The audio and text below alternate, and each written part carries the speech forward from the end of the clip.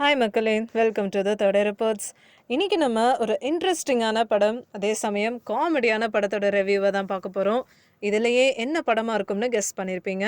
ஆமாங்க, மிர்ச்சி சிவா, ஹரிஷா, Radha Ravi, MS Bhaskar, karate Karthi, Raghu, Yog Japee, Aruldass, கல்கி, கவியோட நடிப்பில் வெளிவந்திருக்கிற சூதுகவும் பார்ட் 2 படத்தை தான் இன்னைக்கு நம்ம பார்க்க போகிறோம்.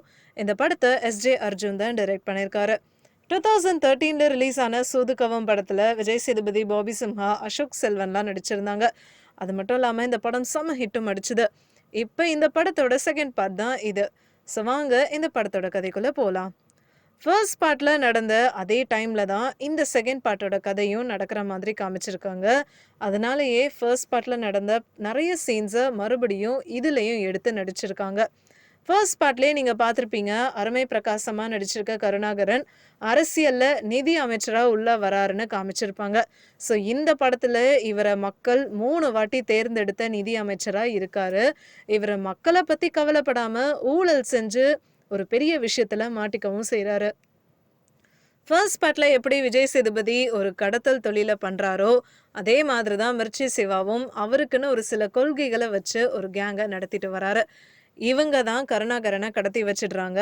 ஸோ கருணாகரனை கடத்துறதுக்கும் ஒரு பெரிய காரணமும் இருக்கு. ஸோ ஃபினான்ஸ் மினிஸ்டரை காணாமல் போனதுனால 2 போலீஸ் ஆஃபீஸர்ஸை இதை பற்றி இன்வெஸ்டிகேட் பண்ணுறதுக்கு அனுப்புகிறாங்க. ஸோ இதுக்கப்புறம் என்ன நடக்க போகுது அப்படின்றது தான் இந்த படத்தோட மீதி கதையே. மிர்ச்சி சிவாவோட காஸ்டியூம்ஸாக இருக்கட்டும், அவரோட பாடி லாங்குவேஜ், கவுண்டரில் அவர் கொடுக்குற டயலாக்ஸ்னு எல்லாமே பக்காவாக கொடுத்துருக்காரு.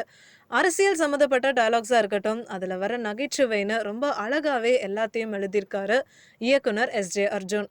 இந்த படத்தில் மெயினாக பார்த்தீங்கன்னா கொள்கைகளை ஃபாலோ பண்ணுற கிட்னாப்பர்ஸ்க்கும் பாலிட்டிஷியன்ஸ்க்கு நடுவில் நடக்கிற போராட்டம் தான் இந்த கதையினே சொல்லலாம். ஒரு பக்கம் ஒரு பெரிய பாலிட்டிஷியனை கடத்தி வச்சனால நடக்கிற பிரச்சனைகள், இன்னொரு பக்கம் போலீஸ் இவங்களை பிடிக்கிறதுக்காக பண்ணுற வேலைகள்னு ஒரு பக்கா ஆக்ஷன் நிறைஞ்ச நல்ல காமெடி படமாக கொடுத்துருக்காங்க. மொத்தத்தில் பூனைக்கிட்ட எலி மாட்டுதா இல்லையான்றத ரொம்ப இன்ட்ரெஸ்டிங்காக எடுத்துகிட்டு வந்திருக்காங்க. இது ஒரு நல்ல காமெடி படம் தான், பார்க்குறதுக்கு மிஸ் பண்ணிடாதீங்க.